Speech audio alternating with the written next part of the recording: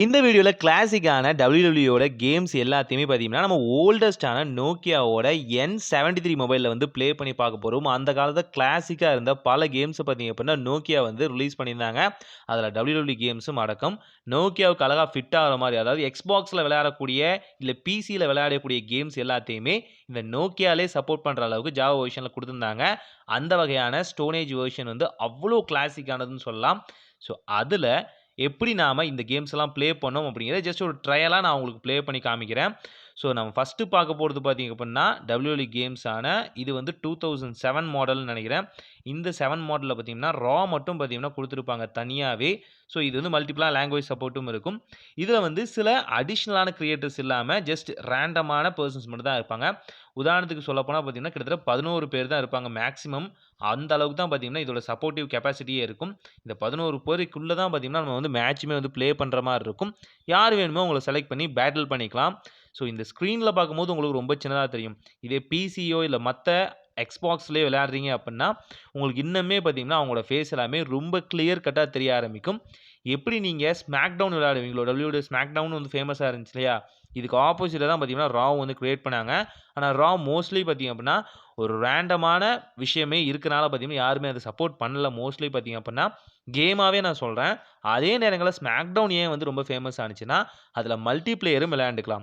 கூடவே பார்த்தீங்கன்னா, ladder match இன்னும் மல்டிபிளான மேட்ச்ஸோட ஸ்டிப்புலேஷன்ஸும் ஆட் பண்ணனாலயும், பிளஸ் ஃபேமஸான ஆர்டிஸ்ட் அங்க இருந்து அதுக்கான கிரியேஷனும் பார்த்தீங்கன்னா, தூளா இருந்தனாலயும் இந்த கேம் ரொம்பவே ஃபேமஸ் ஆனுச்சு. ஹிட் ஆகல. ஸ்மாக் டவுன் பயங்கர ஹிட் ஆனுச்சு. இது 2007 எடிஷன்ல வரக்கூடியது. அந்த அளவுக்கு ஒரு கிளாசிக்கான எடிஷன்னு சொல்லலாம்.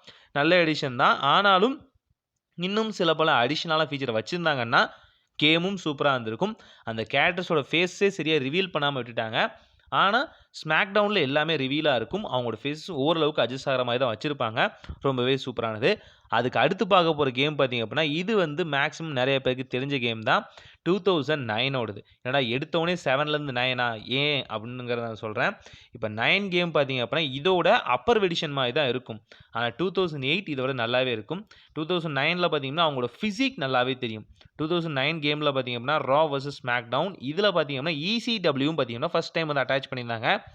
ECWக்குள்ளேயும் பார்த்தீங்கன்னா, ஸ்டிப்புலேஷன்ஸ்ல நெறைய அடிஷனலான விஷயங்களும் இருக்கும். இந்த 2008 அண்ட் 9 கேம்ஸ்ல பார்த்தீங்க அப்படின்னா, நீங்க மேட்ச்க்கான ரூல்ஸ் அண்ட் ரெகுலேஷன்ஸ் சேஞ்ச் பண்ணிக்கலாம். ஸ்டீல் கேஜ் மேட்சா, நார்மல் மேட்சா, இல்லன்னா நீங்க பார்க் வயர்டு மேட்சா இந்த மாரியான விஷயங்களையும் ஆட் பண்ணிக்கலாம். ரொம்பவே ஈஸியான கெஸ்சர் மூலியமா அவங்கள ஃபைட் பண்ண வச்சுக்கலாம்.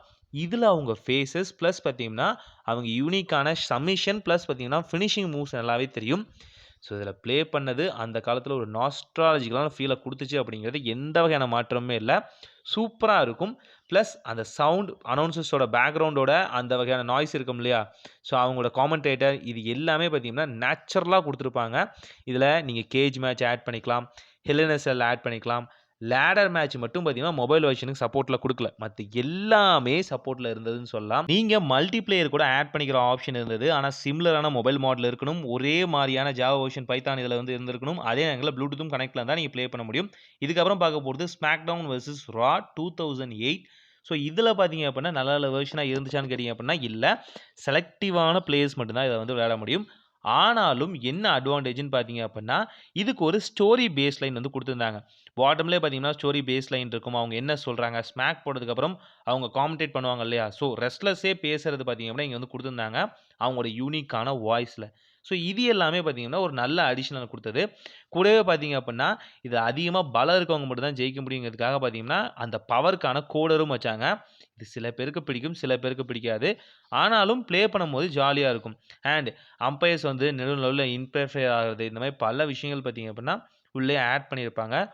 உண்மையாலுமே சூப்பர் கிளாசிக்கா இருக்கும்னு சொல்லலாம். அதே நேரங்கள்ல இதில மேட்ச் ஸ்டிப்புலேஷன் சூஸ் பண்றது பார்த்தீங்கன்னா, கொஞ்சம் கஷ்டம்னு கூட சொல்லலாம். சில நேரங்கள்ல வொர்க் ஆகும். சில நேரங்கள்ல ஸ்டிப்புலேஷன் நம்மளால சூஸே பண்ண முடியாது. ஸோ, இதுவும் அதோட டிஃபால்ட்டான விஷயங்கள்னு சொல்லலாம். ஆனா, பிசில விளையாடும்போது சில அடிஷனல் ஃபீச்சர்ஸ் கிடைக்கும். அதுதான் உண்ம. ஆனா, இதில ரொம்பவே கஷ்டம் அப்படின்னு சொல்லலாம். செலக்டிவான பெர்சன்ஸ் தான். அதுவும் நீங்க கேம் ப்ளே பண்ணி ஜெயிச்சா மட்டும் தான் அந்த பெர்சன் அன்லாக்குமே ஆவாங்க. அதாவது ஆப்போனன்ட்டா அவங்க இருப்பாங்க. நீங்க அவங்கள சூஸ் பண்றது பார்த்தீங்கன்னா, அத அன்லாக் பண்ணணும். இதுக்கப்புறம் ரொம்ப, ரொம்ப, ரொம்ப, ரொம்ப கிளாசிக்கான வெர்சஸ் ஸ்மாக்டவுன் 2010. ஸோ இதுதான் பார்த்தீங்கன்னா, கிளாசிக்கான விஷயம்னு சொல்லலாம். மொபைல் ஆகட்டும், அதே நேரத்தில கேம் பிளேயர் ஆகட்டும், நீங்க PSP எல்லாம் யூஸ் பண்ணுவீங்க இல்லையா? ஸோ, அதில எல்லாத்துலயுமே இது ரொம்பவே ஃபேமஸா இருந்துச்சுன்னு சொல்லலாம். ஆனா என்னன்னா, நெறைய பேருக்கு இது தெரியல. இதெல்லாம் சப்போர்ட் ஆகாதுப்பா அப்படின்னு நெனச்சு விட்ட காலம் தான் உண்டு. ஆனா இதில பார்த்தீங்க அப்படின்னா, உங்களுக்கான தீம் செட் இருந்தது. அதாவது ரெஸ்லர்ஸ் உள்ள வரும்போது பார்த்தீங்கன்னா, அவங்களுக்கான அஃபிஷியலான தீம் சாங் இருக்கும் இல்லையா? அந்த தீம் சாங் பிளஸ் அனவுன்சர்ஸோட விஷயங்கள், என்டர்டெயின்மென்ட் இது எல்லாமே உள்ள வந்து ஸ்டேப்பிளா இருக்கும்.